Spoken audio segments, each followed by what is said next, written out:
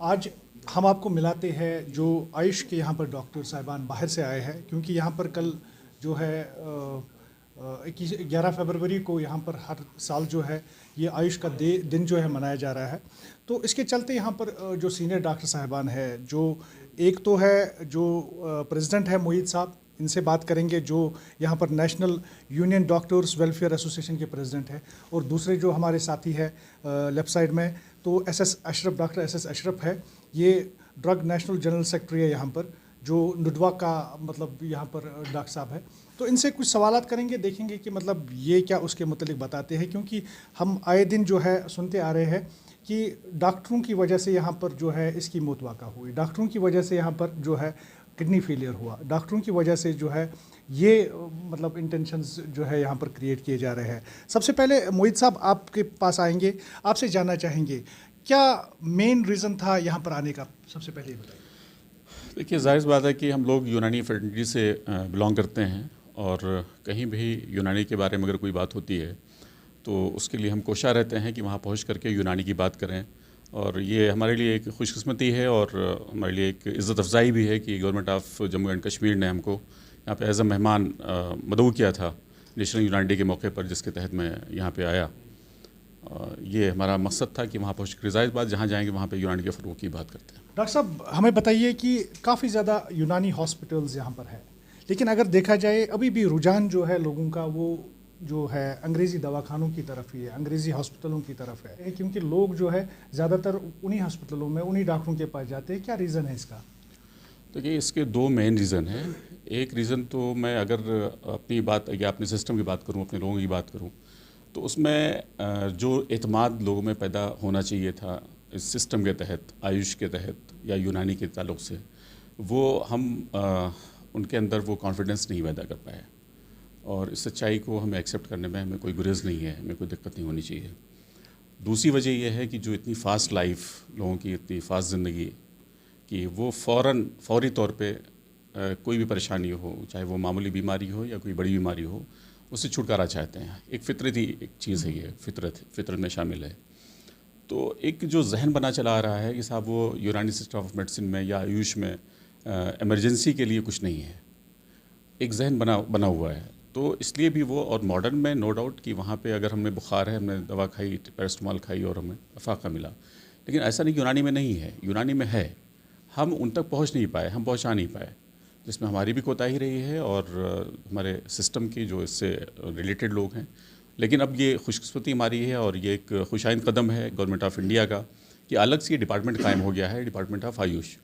और ये डिपार्टमेंट कायम होने के बाद से काफ़ी फ़रोग़ मिल रहा है हमारे सिस्टम को, हम लोगों तक पहुंच रहे हैं। और इसकी जो अफादियत है, और सबसे बड़ा फ़ायदा इसका ये कि इसके साइड इफ़ेक्ट्स बहुत कम हैं, ना के बराबर है, साइड इफ़ेक्ट्स नहीं हैं। और अब लोग जिस तरह से पढ़ लिख करके समझदार हो रहे हैं, तो वो इस तरफ राग़िब हो रहे हैं, जो नेचुरल सिस्टम है या आयुष सिस्टम है या यूनानी सिस्टम है उसकी तरफ बढ़ रहे हैं, इनके साइड इफ़ेक्ट्स कम हैं। दूसरी तरफ मॉडर्न साइड में अगर हम जाएं तो नो डाउट बहुत कुछ दिया है मॉडर्न ने, सर्जरी के ताल्लुक से देखा जाए तो बहुत कुछ दिया है, लेकिन जो तमाम तरह के अमराज हैं उसमें कोई मुस्तकिल इलाज मॉडर्न में बहुत कम है। आप डायबिटीज़ को ले लीजिए, आप ज़िंदगी भर दवा खानी है, यानी यूनानी में ज़्यादा उनके इलाज हैं, और इस तरफ लोग बढ़ रहे हैं।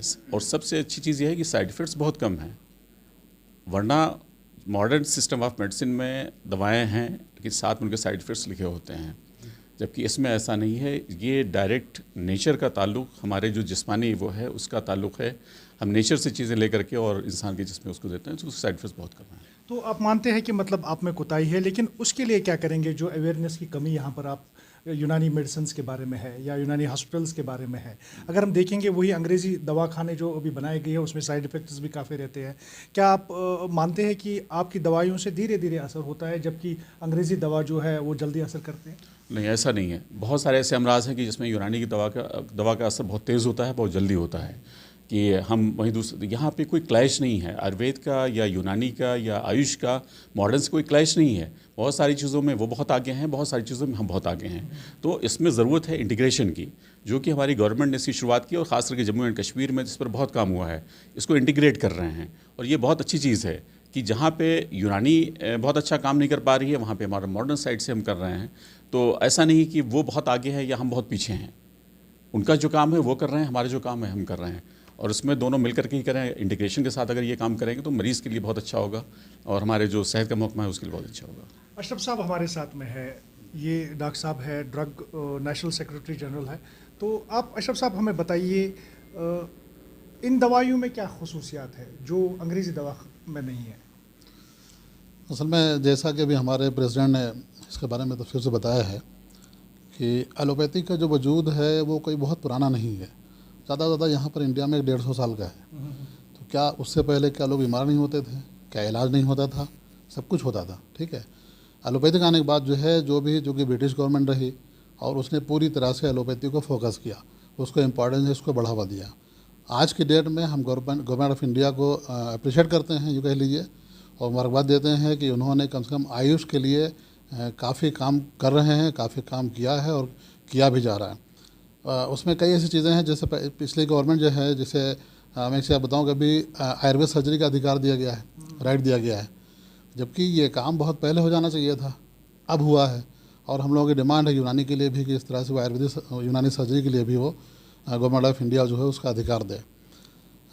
रही बात उसकी एलोपैथिक साइड इफ़ेक्ट्स की और यूनानी की, जो है ये सबको पता है कि एलोपैथिक जो है वो शॉर्ट एक्टिंग ड्रग्स होती हैं जो इमीडिएट पेशेंट को रिलीफ तो देती हैं, लेकिन परमानेंट बीमारी को क्योर करने के लिए वो कहीं भी बेहतर साबित नहीं हो रही हैं। आज के दौर में जैसे जैसे आयुष को बढ़ावा मिल रहा है, यूनानी को बढ़ावा मिल रहा है, जो लिटरेट पीपल्स हैं, लिटरेट जो ग्रेजुएट्स हैं, वो सभी लोग जो है अब जो है आयुष सिस्टम को प्रीफर कर रहे हैं। आयुष की तरफ धीरे धीरे वो डाइवर्ट हो रहे हैं। उन्हें पता है कि अगर हमें मुस्तकिल कोई इलाज चाहिए किसी बीमारी को मतलब दूर करने के लिए, मैनेज करने के लिए, दूर करने के लिए, तो हमें आयुष सिस्टम की तरफ जाना पड़ेगा। और यही वजह है कि लोग धीरे धीरे डाइवर्ट होते चले जा रहे हैं। अशरफ साहब, अगर देखा जाए यहाँ पर बहुत सारी बातें की जा रही है जेनरिक मेडिसिन के बारे में, उसको लाना चाहिए। यहाँ से अंग्रेज़ी दवाइयाँ भी है और आप यूनानी जो दवाइयों से ताल्लुक़ रखते हैं, आप सजेस्ट क्या करेंगे यहाँ पर? देखिए, जेनरिक दवाएं एक अलग पार्ट हो जाता है। इसमें बहुत कुछ बात हो चुकी है जेनरिक दवाओं के बारे में।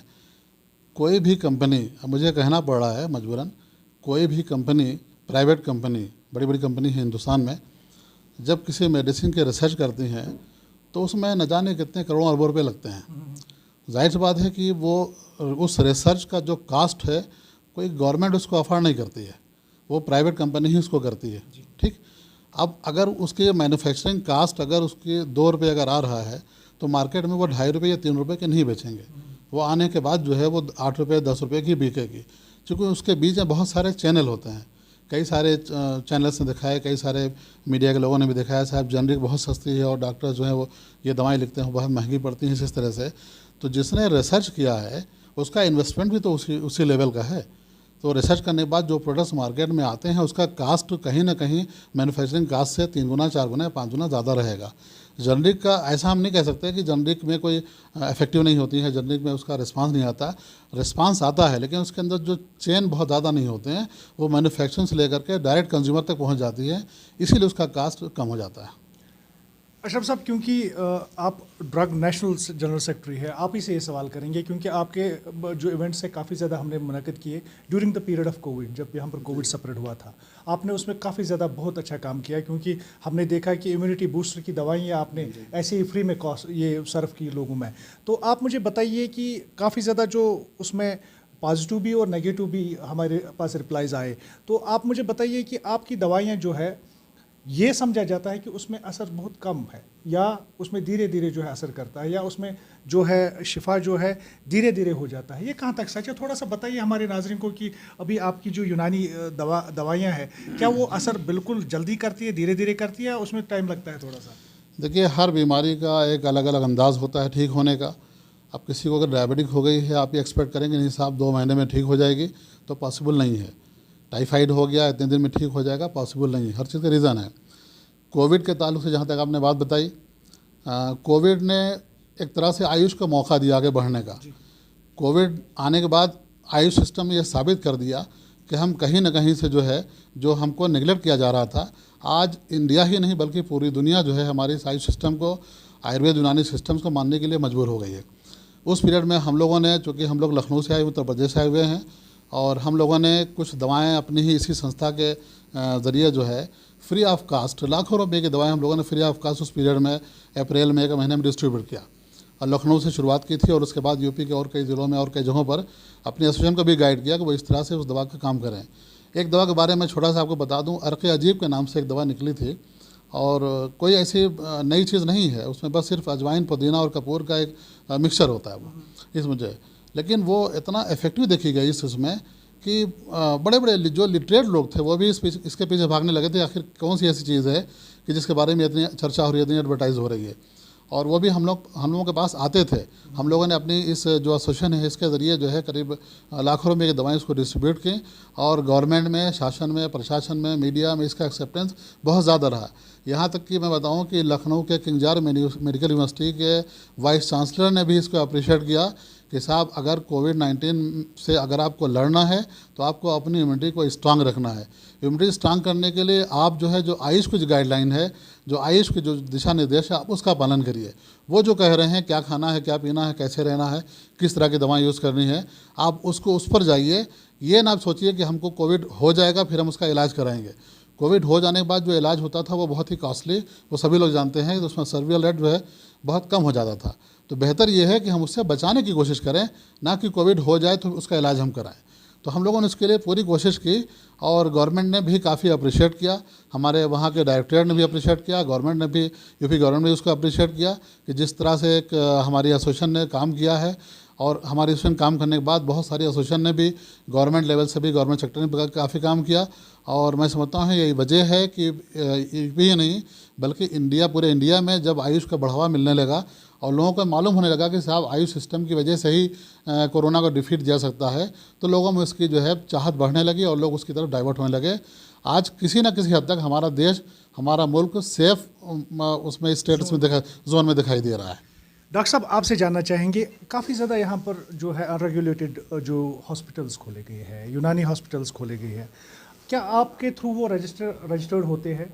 अगर है थोड़ा सा हमारे नाज़रीन को बताइए क्या ये सारा मसला है, क्योंकि हजामा सेंटर्स बहुत सारे यहाँ पर खुल रहे हैं अभी और खुले भी है पहले से ही, तो उसमें यूनानी हॉस्पिटल्स भी क्या आपसे वो रजिस्ट्रेशन हासिल करके वो खुलते हैं या ऐसे ही वो खोलते हैं?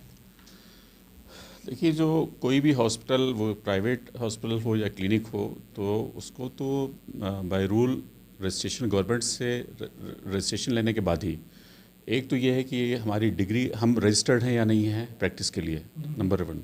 नंबर 2 ये है कि हम जिस जगह प्रैक्टिस करने जा रहे हैं वहाँ की अथॉरिटी से हम रजिस्टर्ड हैं या नहीं हैं।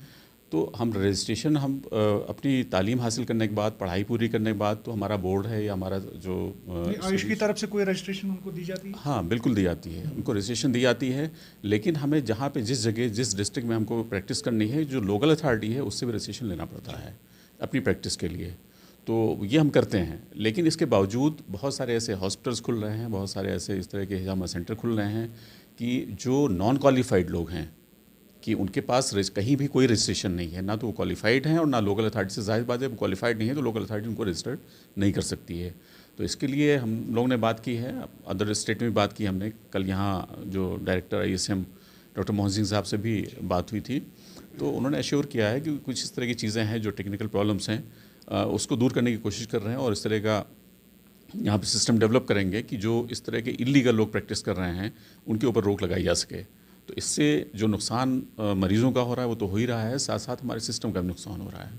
तो जो मरीज़ जा रहा है उसको नहीं पता कि वो बोर्ड नहीं देखता है, वो ये देखता है हमें फ़ायदा हो रहा है या नहीं। उनको कैसे पता चलेगा ये रजिस्टर्ड है, अनरजिस्टर्ड है? नंबर 1, नंबर 2, उनको कैसे पता चलेगा कि ये डॉक्टर साहब जो है डिग्री करके आए हैं, नहीं करके आए? तो कैसे थोड़ा सा हमारे नाज़रीन को बताइए कैसे वो आइडेंटिफाई कर सकते हैं ऐसे लोगों को? इतनी जिम्मेदारी तो मरीज़ की भी होनी चाहिए। हम अगर कहीं से एक सिंपल से मोबाइल ख़रीदने जा रहे हैं तो हमें पता होता है कि हम सैमसंग लेने जा रहे हैं, नोकिया लेना है, कौन सा लेने जा रहे हैं। तो ऐसा नहीं कि हम गए और आँख बंद करके ले लिया। तो आप अपनी हेल्थ के लिए जा रहे हैं किसी के पास, तो आपकी भी जिम्मेदारी है, आप उसको देखिए, आप पता करिए उसके बारे में, और कोई ऐसी बड़ी चीज़ नहीं ना पता चल सके कि क्वालिफाइड है या नॉन क्वालिफाइड है। तो एक तो जिम्मेदारी मरीज़ की भी है कि अगर वो जा रहा है तो खुद अपने लेवल पर पता करें। दूसरे एडमिनिस्ट्रेशन की भी जिम्मेदारी है कि ऐसे लोग क्वेकरी ना कर सकें, ऐसे लोग प्रैक्टिस ना कर सकें। उसके लिए हमें रेगुलर बेस पे हमें जाके इंस्पेक्शन करना होगा, हमें चेक करना होगा। जो इस तरह के लोग हों उनको बाकायदा हमें सज़ा देनी होगी, तब जाकर के ये रुक पाएगा। तो डॉक्टर साहब, क्या कोई डाटा आपके पास है कि कितने अभी श्रीनगर और पूरे कश्मीर में अभी ऐसे जो रजिस्टर्ड जो यूनानी हॉस्पिटल्स हैं, जो यहाँ पर हिजामा सेंटर्स हैं, वो कितने होंगे करीब करीब? अब कोई एग्जैक्ट ऐसा फिगर तो मैं नहीं बता सकता, लेकिन जो हमारी यहाँ पे एसोसिएशन नेशनल यूनानी डॉक्टर्स वेलफेयर एसोसिएशन नुडवा है, इसके जो हमारे ज़िम्मेदारान हैं उनसे हमारी बात, तो इसमें अच्छे खासे लोग हैं जो कि नॉन क्वालिफाइड हैं और वो यहाँ पे बाकायदा यूनानी की प्रैक्टिस जो हमारा तो आने वाले दिनों में हम उनको आइडेंटिफाई कर सकेंगे आपके थ्रू? बिल्कुल करेंगे, जैसा कि हमको अश्योर किया है यहाँ की जो डायरेक्टर मोहन सिंह साहब हैं, जो कि बहुत ही एक्टिव डायनेमिक पर्सनालिटी हैं, और उनके आने के बाद से काफ़ी कुछ यहाँ पे फ़रोग मिला है आयुष सिस्टम ऑफ मेडिसिन को। जैसा कि यहाँ पे प्रेजेंटेशन कल हुआ था प्रोग्राम में, बहुत सारी चीज़ें हुई हैं इतने कम वक्त में इतना ज़्यादा, तो मैं अप्रिशिएट करता हूँ, सल्यूट करता हूँ कि उन्होंने किया है, और उन्होंने ये अश्योर किया है कि नहीं, इसके लिए भी हम काम कर रहे हैं और सिस्टम डेवलप करेंगे कि ऐसे लोगों को रोका जा सके। तो इंशाल्लाह। तो आपसे मैं जानना चाहूँगा अशरफ साहब, क्योंकि आप ड्रग नेशनल जनरल सेक्रेटरी हैं, कोविड के लिए जो है अंग्रेज़ी वैक्सीन अभी तैयार किया गया है, क्या यूनानी का कोई ऐसा प्रोग्राम है कि वो भी ऐसा वैक्सीन निकाले? जैसे कि कोविड-19 का वैक्सीन है, अभी स्कूल्स भी यहाँ पर कश्मीर में खुलने वाले हैं और जम्मू में पहले से खुल गए हैं, तो क्या उस दौरान जो है इस पीरियड में आप कुछ लाएंगे इसके लिए, कोविड के लिए? क्योंकि अभी कोविड स्ट्रेन भी चल रहा है, कोविड-19 तो पहले से ही है, तो क्या आप भी कुछ वैक्सीन यहाँ पर निकालेंगे? नहीं, देखिए, यूनानी में कोई वैक्सीन का कॉन्सेप्ट नहीं है। वैक्सीन एक अलग चीज़ होती है। जो वायरस होता है उसी वायरस के थ्रू वो वैक्सीन बनाई जाती है। तो कॉन्सेप्ट यूनानी में उसका तो नहीं है। यूनानी में जो कॉन्सेप्ट है वो इम्यूनिटी बूस्टअप करने का ही है कि आप अपना बचाव करिए। जैसे कि अभी मैंने कहा कि आप बीमारी हो जाए फिर उसका इलाज करने से बेहतर ये है कि आप पहले से आप उसका जो है बचाव करिए, ताकि वो चीज़ ना होने पाए। वैक्सीन की जहाँ तक बात है, हम लोगों ने खुद भी लगवाया है, पहली डोज लग चुकी है और नेक्स्ट डोज भी जल्दी लगनी बाकी है। पहले तो डॉक्टर्स और जो मेडिकल स्टाफ्स हैं, पहले उन्हीं को लगाई जा रही है, फिर नंबर आगे आएगा। तो मुझे नहीं लगता है कि वैक्सीन लगाने में कोई दिक्कत है। हम लोगों ने लगवाई है। जिस तरह के एक वो रूमर्स डेवलप थे उसमें जो है कि वैक्सीन लगाने से ये हो जाएगा वो हो जाएगा, ऐसी कोई प्रॉब्लम नहीं है। और वैक्सीन के बारे में मैसेज भी देना चाहूँगा कि बहुत सारी वैक्सीन से हम लोग बच्चों को वैक्सीनेट करते हैं, तो उसमें जो प्रिकॉशंस उनमें लिए जाते हैं कि कोई बच्चा अगर फीवर से आ रहा है, किसी इन्फेक्शन से डिसीज़ से आ रहा है तो उसको हम लोग अवॉइड करते हैं कि अभी इसका वायरस जो है ठीक हो जाए, इसका फीवर ठीक हो जाए तो वैक्सीन लगवाइएगा, भले वो डिले हो जाए। तो ये प्रिकॉशन ये लेना इसमें भी इम्पॉर्टेंस होता है कि आपके बॉडी के अंदर कोई इन्फेक्शन अगर है तो आपको अवॉइड करना है। अगर आपकी डेट आ गई है कि आपको इस डेट में वैक्सीन लगनी है, तो आप 2 दिन पहले मेंटली प्रिपेयर हो जाइए कि हमें वैक्सीन लगनी है, तो अगर हमें कोई प्रॉब्लम है तो हम उससे बचाव कर लें। यूनानी में वैक्सीन का कॉन्सेप्ट नहीं है, वो इम्यूनिटी डेवलप करने का ही कॉन्सेप्ट है। डॉक्टर साहब, आपसे जानना चाहेंगे, डॉक्टर मोहित साहब जो है, तो यहाँ पर काफ़ी ज़्यादा जो है रेशियो बढ़ता जा रहा है, जो यहाँ पर सडन हार्ट अटैक्स हो रहे हैं कश्मीर में। मैं यहाँ पर कश्मीर की बात कर रहा हूँ, क्योंकि कहीं दिनों से हम पिछले 1-2 हफ्तों से देख रहे हैं कि छोटे छोटे उम्र के जो 20 to 30 ईयर्स जो है, उनकी सडन डेथ हो जाती है, बिल्कुल कार्डियक अरेस्ट उनका हो जाता है। तो क्या रीज़न रहता होगा ये? देखिए, इसमें लाइफस्टाइल डिसऑर्डर इसके लिए बहुत ही इम्पोर्टेंट फैक्टर है। और जैसे अभी वैक्सीन के ताल्लुक से आपने अशरफ साहब से ये अभी बात पूछी थी कि यूनानी में, तो यूनानी के कॉन्सेप्ट जैसा उन्होंने बताया कि हम बीमार हमारा जिस्म हो ही ना, हम इसके लिए तैयार हों, इस कॉन्सेप्ट से काम होता है। और उसमें लाइफस्टाइल एक इम्पॉर्टेंट चीज़ है कि आपकी लाइफस्टाइल कैसी है। और एज, जैसा कि पहले हम लोग सुना करते थे, आपने भी सुना होगा कि 40 के बाद डायबिटीज़, हाइपरटेंशन, ये सब सारी चीज़ होती हैं। अब जो है वो 30s में आ गए हैं।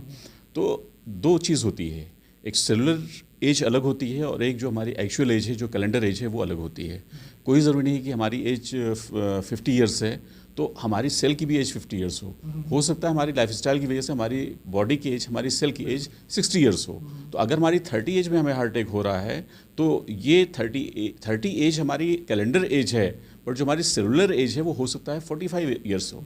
तो अपनी लाइफस्टाइल को हमें सही करने, जो एक रीज़न, इसका जो एक मेन रीज़न है वो लाइफस्टाइल जो आदमी की जो बना हुआ है, तो उससे हमें अपनी लाइफस्टाइल को सही करने की ज़रूरत है। हमारा तो कोई कैसे सही करेंगे डॉक्टर साहब? उसका सही करने का कि हमें जो हमारी चीज़ें कि आपका सोने का वक्त, आपका खाने का वक्त, आपकी क्वालिटी ऑफ फूड, ये सारी चीज़ें बहुत इंपॉर्टेंट हैं। कम से कम रात की एक्सरसाइज आती है आपका। अगर जैसे शाम का खाना है, शाम का खाना आपका जल्दी होना चाहिए और आपके खाने का और सोने का, लेटने का वक्त कम से कम 2 घंटे का फ़र्क होना चाहिए। आजकल इस मसरूफियत के दौर में हम क्या करते हैं कि हम खाना खाए, हम लेट नाइट घर आए और खाना खाया, फ़ौरन हम बिस्तर पे लेट गए, आधा घंटा 1 घंटा टीवी देखा और उसके बाद सो गए। तो ये चीज़ हमें मौका ही हमारे जिस्म को नहीं मिल पा रहा है कि जो हम एनर्जी ले रहे हैं, जो हम कैलोरीज ले रहे हैं, कि उसको प्रॉपरली हमारा जिस्म उनको एक्सेप्ट कर सके, उसको ले सके। तो हमारा खाने के वक्त सही होना चाहिए, जैसा कि ये बताया गया है। और बल्कि इसमें क्या कहते हैं, हमारा यूनानी सिस्टम ये कहता है कि आपका सुबह का खाना अच्छा होना चाहिए, दोपहर का खाना आपका हल्का होना चाहिए, रात का खाना और हल्का होना चाहिए। और जो एक कैलूला का कॉन्सेप्ट है, आपका दोपहर में आराम का जो एक कॉन्सेप्ट है कि आपको दोपहर में थोड़ी देर आराम करना चाहिए, तो उससे क्या है, बॉडी आपकी फिर से रिचार्ज हो जाती है। तो हमें अपनी पुरानी जो सिस्टम था, हमारा खाने का, पीने का, लेटने का, जो सोने का तरीका है, हमें उस पर लौटना होगा। वरना इस तरह की चीज़ें आप देखिए कि हमारे बचपन में डॉक्टर्स कम हुआ करते थे, हेल्दी लोग ज़्यादा होते थे, हॉस्पिटल्स कम होते थे, आज हॉस्पिटल्स ज़्यादा हैं, उसके बावजूद मरीज़ की तादाद कई गुना ज़्यादा बढ़ चुकी है। तो इसका रीज़न कहीं न कहीं हमारी लाइफ स्टाइल है। जब तक हम लाइफ स्टाइल से, और इसके लिए मैं मुबारकबाद देता हूँ जम्मू एंड कश्मीर गवर्नमेंट को कि जो यहाँ हेल्थ एंड वेलनेस सेंटर जो हर डिस्ट्रिक्ट में खोले गए हैं, ऑलमोस्ट डिस्ट्रिक्ट में क्या बल्कि काफ़ी कुछ यहाँ पे शायद हर कस्बे में खोले जा रहे हैं। तो ये काफ़ी इसके लिए फ़ायदेमंद होगा इंशाल्लाह। डॉक्टर साहब, अगर देखा जाए यहाँ पर काफ़ी ज़्यादा जो डिजीज़ है स्प्रेड हो रही है, उसमें डायबिटीज़ भी एक परेशानी है, जो आए दिन जो हम सुनते हैं कि जब भी टेस्ट करने जाते हैं तो उसका डायबिटीज़ आता है। तो आप मुझे बताइए, ऐसी काफ़ी ज़्यादा बीमारियाँ हैं जो यहाँ पर स्प्रेड होती जा रही है, उनके लिए क्या आपकी मतलब सजेशन रहेगी, नंबर 1, नंबर 2, और क्या वो आपकी दवाइयों से ठीक हो सकते हैं? देखिए, नंबर 1 फिर वही चीज़ है, लाइफ स्टाइल। डायबिटीज़, हाइपरटेंशन, ये लाइफ स्टाइल डिसऑर्डर की डिजीज़ हैं। तो हमें अपनी लाइफ स्टाइल को सही करना होगा। पहले ये कॉन्सेप्ट था कि साहब वो ख़ानदानी बीमारी है ये, कि अगर ख़ानदान में किसी को हुआ तो उसको होना है, वो भी एक फैक्टर है, वो भी एक फैक्टर है, उससे इनकार नहीं है। बट इसमें कहीं न कहीं रोल आप देखिए कि ख़ानदान में किसी को डायबिटीज़ नहीं है और मालूम हुआ कि एक ख़ानदान में डायबिटीज़ की शुरुआत हो गई है। तो हमें जो हमारी पहली चीज़ है कि हमें लाइफ स्टाइल को सही करने की ज़रूरत है। नंबर 2, जहाँ तक इसका क्योर का ताल्लुक़ है, अभी किसी भी सिस्टम में, जहाँ तक मुझे पता है, ना तो यूनानी सिस्टम में और ना किसी भी सिस्टम में इसको क्योर करने की कोई दवा अभी तक ईजाद नहीं हुई है। तो डॉक्टर साहब, अगर देखा जाए यहाँ पर ड्रग अब्यूज़ काफ़ी ज़्यादा हो रहा है, उसमें ड्रग एडिक्शन भी काफ़ी ज़्यादा यहाँ पर लोगों में है। उसके लिए क्या कर रही है यूनानी सिस्टम ऑफ मेडिसिन, उसके लिए क्या कर रही है? क्या उसमें इलाज है कि अगर कोई यहाँ पर ड्रग एडिक्ट होता है उसके लिए कोई इलाज है, और जो ड्रग अब्यूज़ यहाँ पर हो रहा है उसके लिए क्या अभी आयुष की जो टीम है वो कर रही है?